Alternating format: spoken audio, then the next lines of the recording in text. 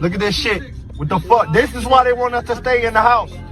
This is why the fuck they want us to stay in the fucking house, nigga. It ain't the coronavirus, nigga. It ain't the radiation, nigga.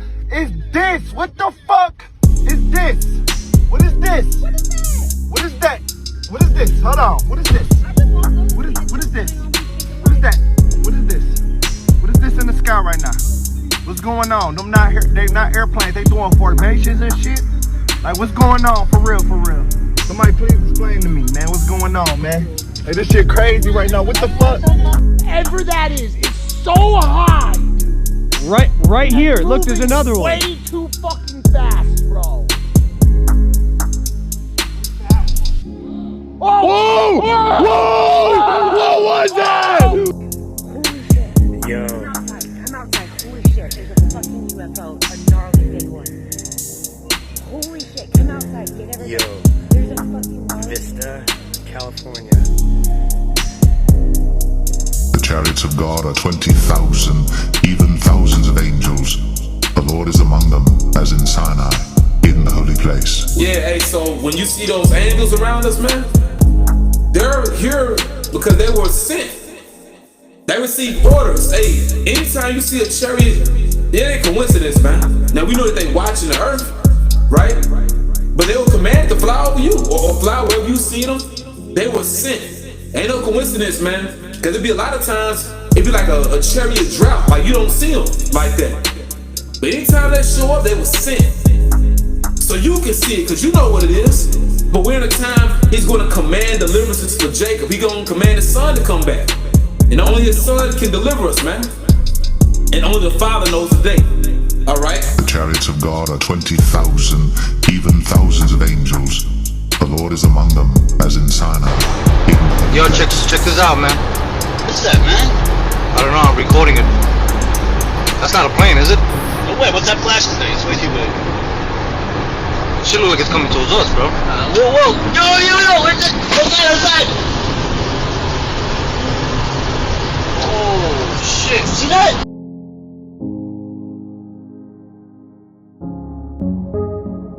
In early November of 2004, a naval strike group led by the aircraft carrier the USS Nimitz was conducting pre-deployment exercises about 100 kilometers southwest of San Diego.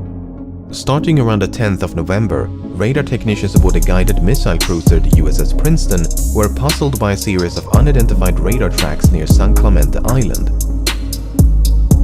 The tracks did not resemble any known aircraft and would sporadically appear in groups of 5 to 10 at a time.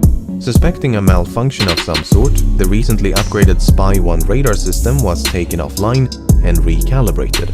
Once the system was brought back online, however, the tracks had only become sharper. Among those on board were Senior Chief Operations Specialist Kevin Day, who was an expert on the Spy-1 radar system and had 18 years worth of experience at the time of the incident. Day observed firsthand how these unknown targets alternated between slightly strange and physics-defying maneuvers. Sometimes a cluster of tracks would appear out of nowhere and slowly drift south. They were flying too high to be birds, too slow to be conventional aircraft, and did not follow any commercial airways. Other times they would seemingly descend from space and drop all the way down to sea level in mere seconds. These phenomena continued for several days, and every time they reappeared, the crew would run up to the bridge and use a pair of heavily magnified binoculars to see these tiny specks moving erratically in the distance. On the morning of November the 14th, the crew on board the USS Nimitz were gearing up for a scheduled air defense exercise. They had not yet been informed of the unusual returns picked up by the Princeton. It was a cloudless day, and the sea was calm as pilots took to the skies. One of them was Lieutenant Colonel Douglas Kurth, who was flying a single-seat FA-18 fighter jet when he was contacted by the Princeton. He was instructed to investigate an unknown target approaching from the south.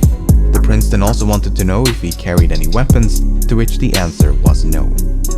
Kurth made his way to the specified coordinates but did not pick up anything on sensors. As he looked down towards the ocean, however, his attention was immediately drawn towards a turbulent patch of water. Kurth claims to have seen a roundish disturbance on the ocean, which appeared as though something was submerged just below the surface. It reminded him of a submarine or ship slowly sinking into the ocean. The Nimitz strike group did include a nuclear-powered submarine named the USS Louisville. The Louisville was in the vicinity when Kurth made his observations, so the churning may indeed have been caused by a submerging submarine. If not, then whatever was in the water managed to evade detection by the Louisville's extremely sensitive sonar. Kurth was soon joined by a squadron of 2 tandem-seated F-18s, the lead aircraft of which was piloted by Commander David Fravor. Much like Kurth, Fravor claims to have seen a disturbance on the ocean, which he described as having a vaguely cross-like shape. He thought it resembled a downed airliner and described its size as much larger than a submarine. While Kurth eventually circled back for the Nimitz, Fravor and his wingman decided to get a closer look. As they began their descent, they noticed a white, capsule-shaped craft moving erratically above the disturbance. At first, they thought it could be a helicopter, but there were no rotor blades. In fact, it was perfectly smooth. No markings, no exhaust, no protrusions of any kind. The UFO appeared to maintain a consistent altitude, but made rapid lateral movements with no visible means of propulsion.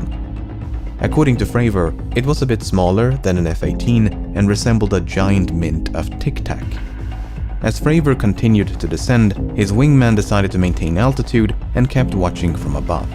Flying in a spiraling downward motion, Fravor was getting closer and closer until suddenly the UFO realigned its axis and began to climb at an incredible rate of speed. Both of them were now flying in a circle. The UFO was coming up while the F-18 was going down.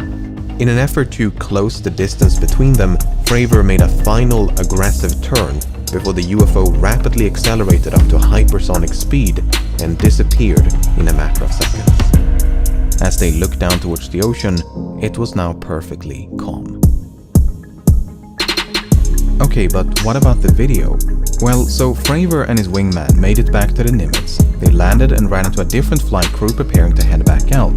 They told them what they had seen and to be on the lookout for anything out of the ordinary. Soon thereafter, another tandem-seated F-18 took to the skies. This time, it was outfitted with an advanced targeting forward-looking infrared camera system. This at-flare pod is controlled by the weapons systems operator seated behind the pilot, and the backseater of this flight was Lieutenant Chad Underwood. A few minutes after departing the Nimitz, Underwood detected something on his radar. The unknown target was directly ahead, a few tens of kilometers away. The target's behavior was erratic and unpredictable. Its altitude and airspeed were in constant flux. According to Underwood, it simply did not abide by the known laws of physics. At some point, Underwood managed to get a lock on the target with the at-flare camera, and this is when the much publicized video was recorded. At the beginning of the video, we see a UFO being tracked in infrared. Underwood then switches to visible light, revealing an out-of-focus rounded mass in the distance. He then switches back to infrared and alternates between 2 different zoom levels on multiple occasions. Not much happens until the very end of the video, when the UFO suddenly disappears off to the left-hand side of the screen. As the target was too far away to be seen with the naked eye, neither Underwood nor his pilot ever made visual contact.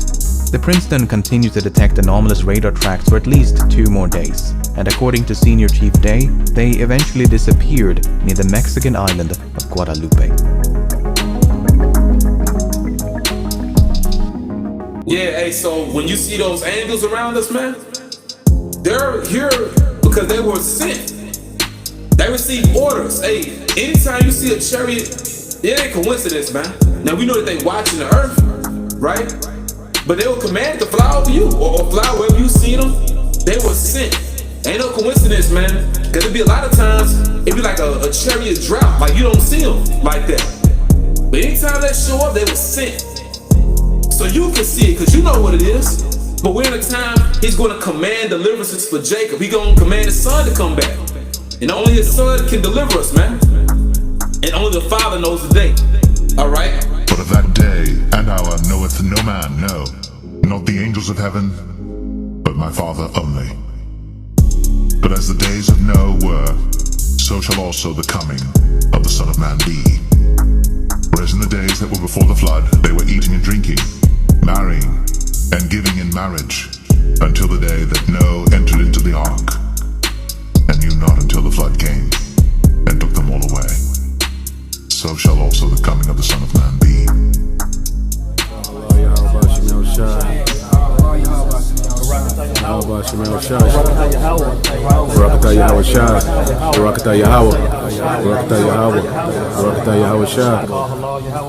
Yahawashi.